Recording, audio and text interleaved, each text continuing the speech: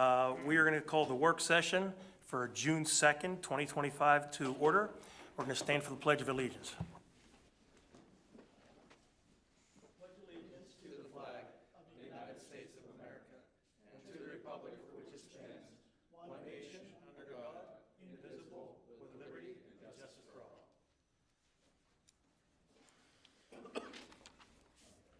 Thank you all. Mr. Sabosley, if you would, please. Sure.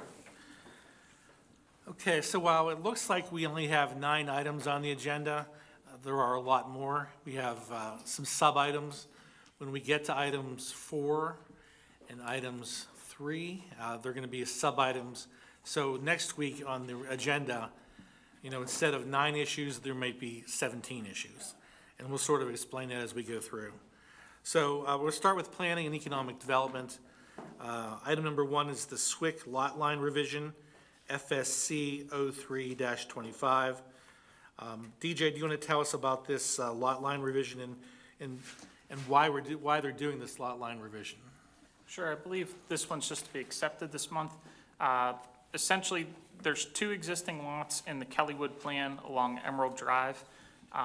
One of the homes received a building permit to construct a pool and did so with a concrete patio around the pool and I guess a privacy fence. Unknowingly, that was constructed, at least the patio and part of the pool was constructed over the neighbor's property line. This subdivision is to essentially relocate a portion of the lot line so that the pool, patio, and fence is on the neighbor that actually constructed it, not the neighbor it's trespassing on. That's a good one. All right. Just when you think you've seen it all. This does not affect the, is the lot still, is the house or the structures still in conformance with our ordinances? KU, I believe, did do a review of this one already, and they had some minor comments. I did not see anything that would require a variance. Okay. All right, so it's a simple lot line revision. Yes. Any other questions or comments? Okay, we'll make an agenda item.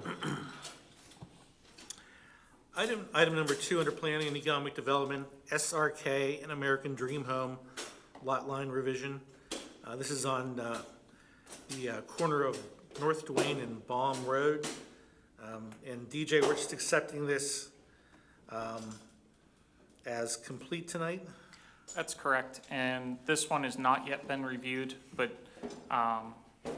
similar to the other one that we just talked about, a portion of an asphalt drive was over a property line, and according to their survey, they're giving up more than just enough for the driveway. It's actually a decent chunk of property, like 24 by 168 feet for round numbers. Same thing though, it just qualifies as a lot line revision in our plan, or our ordinances. Questions, comments? Just 2 comments. Or number 1, on my manager's report, just ignore the last 2 lines under this item. I don't know, they just got carried over from another report. But even though we're just accepting this as complete, I just want to be upfront and identify a real issue here with this proposed lot line revision, in that they're trying to dedicate, half an acre of land for road purposes. And I assume the KU will sort of vet that out. Okay, thank you. Yeah. Okay, any other comments or questions? Okay, an agenda item. Okay, item number 3, Gamma Sports. So Gamma Sports has been in front of this board for land development issues back in 2024. We granted the land development issues and they moved forward with construction. As they neared the end of construction, they approached our planning department about certain things they no longer wanted to do related to the site. Now, typically, when you request a waiver and modification of something, as we'll see in item number 4, it's done at the planning level. It's done before it gets, while it's at the planning commission and before it gets to council. So council granted approval of the land development. They signed a development agreement with us. They signed drawings saying, yes, this is what the final product will look like. Well, now they've come back and they're requesting 2 modifications, and DJ, I'll let you explain those. Okay, so the first one is related to section 725.c of the SALDO. This section of the ordinance requires a landscaped island after every 15 parking spaces, or somewhere to break it up so you don't have more than 15 consecutive spaces. Along the building, there was supposed to be one of these islands, and when they paved like there was no island. It's just straight asphalt. So they're now requesting to eliminate that island. When I said landscaping earlier, this is one of the trees that's related to their second modification request. Our ordinance under that 725 does require a tree as part of that landscaping in the island. So that's request 1. And then request 2 is 723D. They're requesting to reduce the number of trees to a total 18. This goes back to the ordinance requirements. Essentially, they're supposed to have 1 deciduous tree per 4,000 square foot of the total site area. That broke down to 37 trees to be planted in and around the site in one manner or another. This request is asking to reduce it to 18, and I had trouble reading some of the writing on their application, but basically they're saying, like, there's already trees, they don't need a buffer. That was kind of their justification that they gave to the planning commission. And I guess the last thing to add to that for your consideration is that the planning commission, I guess from the standpoint of the buffer, didn't have any opposition, so they recommended approval of both of these modifications. So, Quick question, Sure. Bruce, would we be setting precedents for future developments? I don't have an issue with this, but if the ordinance is in place? No, this is not precedential in nature. Okay. If you grant it, it doesn't count for the next guy coming in. Okay, that's what I wanted to know.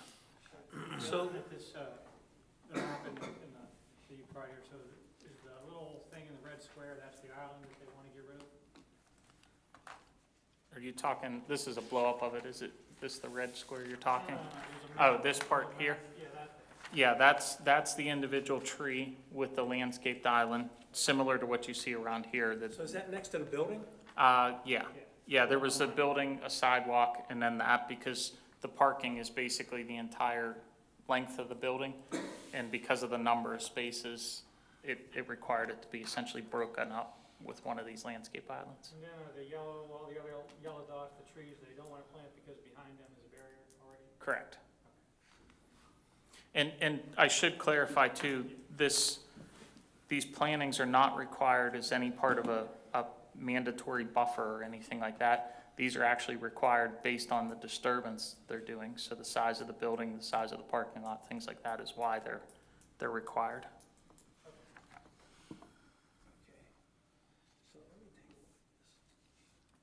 So all the yellow are trees that we are proposing to be planted? No, those are the trees they're proposing to not plant, even though they were on their construction drawing. Because behind those trees, this area down here, Paul, is already wooded. Right, but now around that circle, there's all those circles, so those trees aren't there yet. They need to plant them. Yeah, so for lack of a better example, the trees that are not highlighted yellow, Yes. those will be planted. It's all these ones in yellow they don't want to plant any longer. Okay, I got that now. Okay, any other questions? I'm sorry, any other questions or comments? Okay, that'll be an agenda item. Okay. Okay, item number 4 on the agenda, Geo Solutions. So, Geo Solutions is very, very complicated. We've already done a lot line revision for Geo Solutions, but they still have some outstanding items.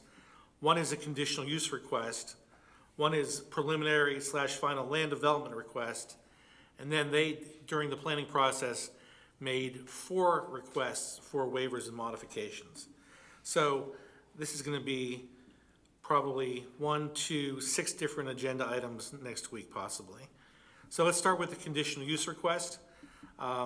We had our first public hearing on March the 3rd, 2025.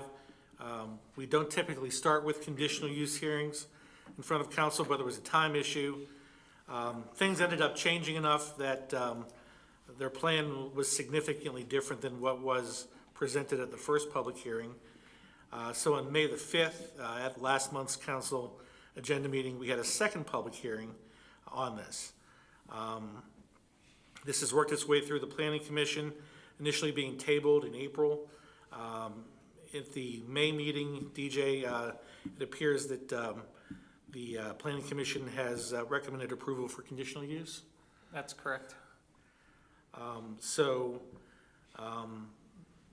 The one condition, I guess, that is coming out of Planning Commission for this storage yard conditional use is that the applicant comply with the comments in the KU Resources letter from March the 7th, updated on May the 19th. So that's item number 1, conditional use. Questions or comments? So I'm looking through everything in your manager's report. Yes. So I'll continue on Geo Solutions. So I think your first question would be is conditional use an agenda item? So I'm having a hard time because I'm looking at the driveway. So we're still up here. Yeah, so we're still right here. Okay, Yeah. okay. Any questions or comments for the first conditional use? Okay, we'll make that on the agenda items. That's the first one. Okay, so conditional use is an agenda item. Item number 2 is preliminary / final land development. So with any development, as being a commercial development, this has worked its way through the Planning Commission. I think they were there at least twice. You were there twice? Okay.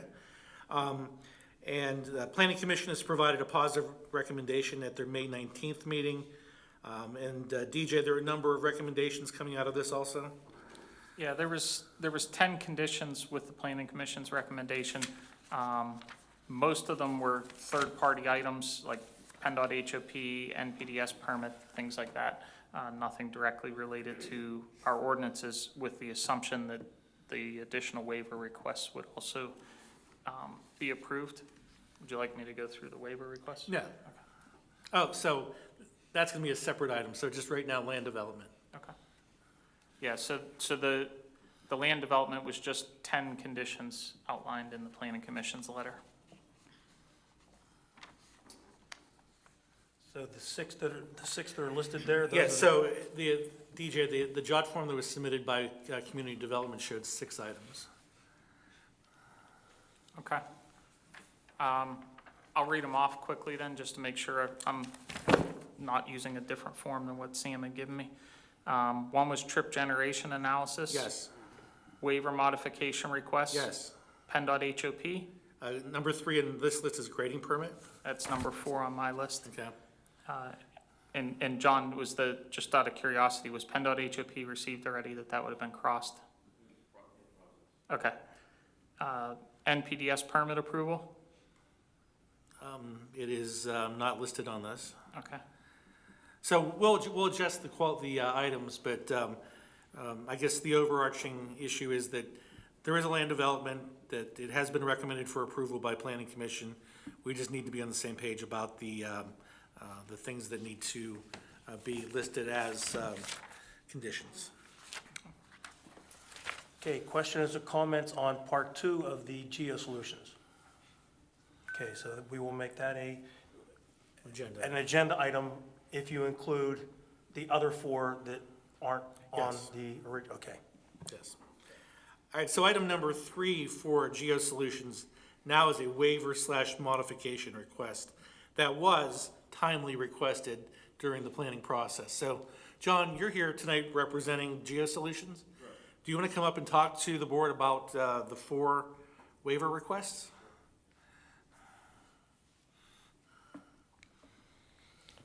All right, again, good evening. John Frederick with Civil and Environmental Consultants representing Geo Solutions. Through the process, we did make a request for 4 separate modifications or waivers. One being the allowance to use a gravel drive in lieu of a paved or asphalt drive, just because of the nature of the construction business and the amount of equipment coming into the site. That led itself to a request to eliminate the curbing requirements because of the use of the aggregate driveway versus an asphalt drive. Number 3 was slopes less than 1.5% because of the aggregate as well, for stormwater management purposes, but also work within the floodplain. We didn't want to alter the contours to create a problem with regard to the volume stored on site. So we did not want to change the floodplain characteristics or the contours or the shape of the site. So that was the 3rd request. And the 4th was the reduction in deciduous trees. So through the discussion with the Planning Commission, we pulled the front fence back along 366. We're going to use the existing tree buffer that's there that was once kind of the buffer from 366 to the golf putt-putt range. So it's a stand of evergreens. We're going to maintain those, so the fence is sitting back about 30 feet from the right-of-way. But also we have about 40 acres of steeply sloped, heavily wooded area that we're not touching. So there was a request to reduce the deciduous trees, and that goes back to the previous discussion in regard to the area of disturbance, which equated to the required number of trees. So that's the 4th modification that we've requested there as well. Just one question. So your request to approve the modification for the driveway, you'll still honor PennDOT's requirement that the first, is it 100, 200 feet or not gravel? Yeah, I don't have there is a dimension in regard to an asphalt paved cartway, basically the apron as the approach onto 366, so that will adhere to PennDOT requirements, correct? Okay. Any other questions or comments? Okay, so that's part 3. Yes, that's the Okay. last item for Geo Solutions. So that we'll make that an, pardon me, we'll make that an agenda item. Okay, thank you. Thank you. Okay, item number 5, under Planning and Economic Development, Plum Boro School District, O Block Elementary, I have to say the old Center Elementary, preliminary/final land development. Community Development has been meeting and talking with the school district and their professional staff about this addition. DJ, do you want to talk about what exactly is being requested here? Sure. This is for preliminary and final land development. Sam's letter from the Planning Commission included 5 conditions that they would like to be included in any approval that may be granted. One is addressing KU Resources compliance letter comments from March 19th, receiving approval of all third-party items, including NPDS, DEP, sewage planning module, grading permit application, addressing the local fire chief's comments, and submitting interior architectural drawings.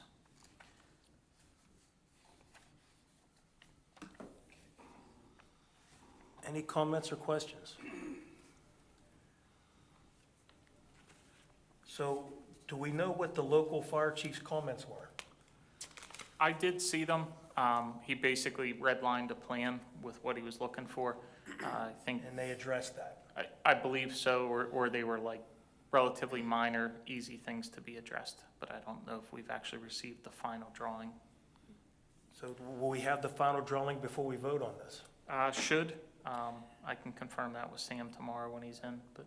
Because I think that with it being a school, I think that's a very safety-oriented issue that we need to make sure that the fire chief's comments were addressed and okayed.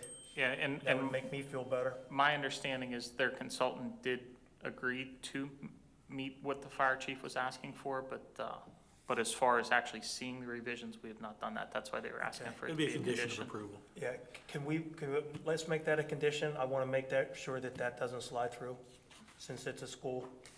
Any other comments or questions? Okay, that'll be an agenda item. From there, we move to Personnel and Management, and both of these items are going to be executive session items. Number 1, dealing with the possible hiring of a Public Works Supervisor for roads and infrastructure. The item number 2 is a benefits issue for the volunteer firemen.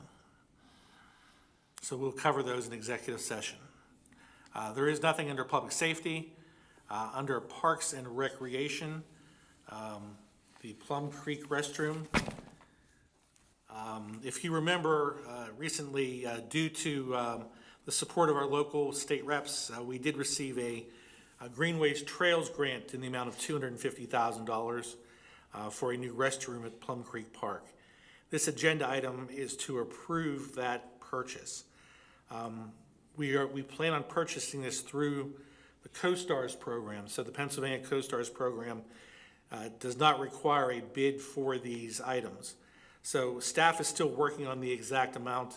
We believe the amount will be about $270,000 for the restroom. I just don't have the number.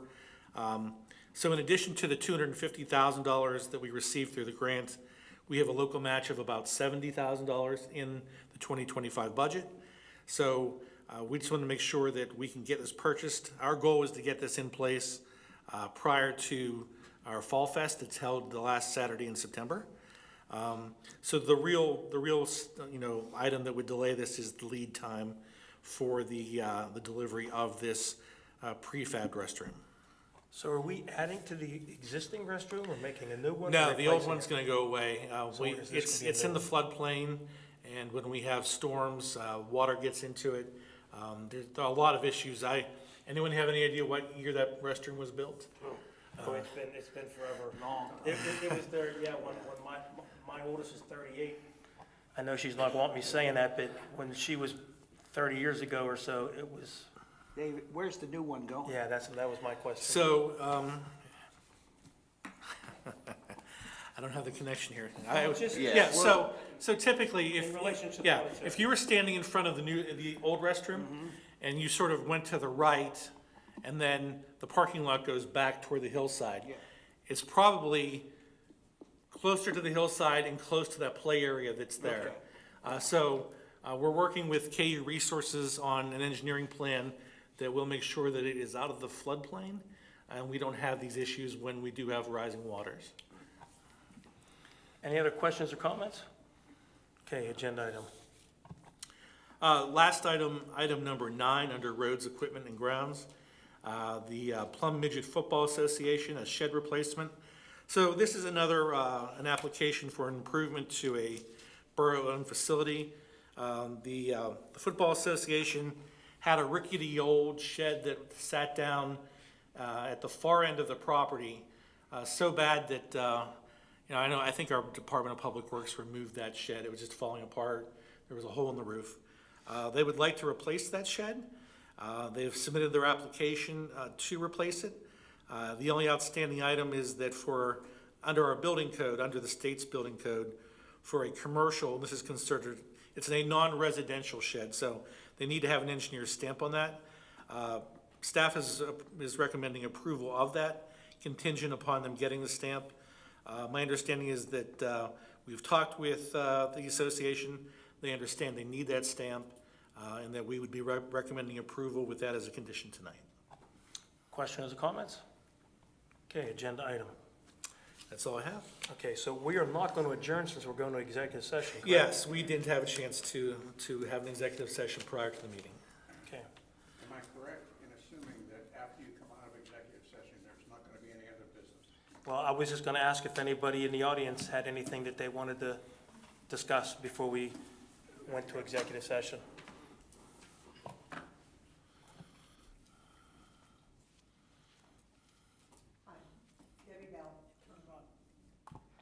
Fancy.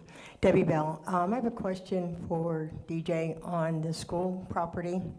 Or in that construction site, are they going to put some type of a retention system so the people down like at Leroy, Jackson, Millers Lane, Anderson aren't taking in any more water than what they already do? And Charlie can speak on it more too, but they are expanding what stormwater control they had for the existing site, all the new disturbed area. I think along with part of the existing site is being rerouted to new stormwater system that would be, trying to describe it, like back, if you're looking at the school from the street, it'd be back and to the left of the school. They're gonna have a pond back in that area as part of their stormwater system. Okay. Yeah, that's correct. And just to further DJ's point, the newer regulations are a lot more stringent and will definitely. I mean, you hold know the back system, volume. you know what we've gone through up in Regency. Yeah. We sure don't need no more water. Yeah, we understand. Well, especially knock on what it is doing what it's supposed to do. Now, Mr. Dern, I don't know who I'd address this to. 7701 Salzburg Road.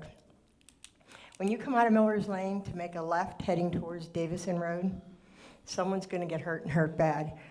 The grass is already probably 2 feet high. And that whole parcel is just total junk. Is that empty building? No, it's, you know where the old Lansbury store was? This is on the corner. Yep, the buff I've brick. already talked to code enforcement about that because you're absolutely correct. I mean, Monitor, you can't see. I came out of there this morning basically on a wing and a prayer because the way the garbage is and then the grass, when you can't see anything coming from your left-hand side. Get somebody to maybe take a look at that. I think Harry's already I talked to did, him. I brought that up last week to code enforcement, to Kevin and to Jim Sims. Jim was up there looking at it.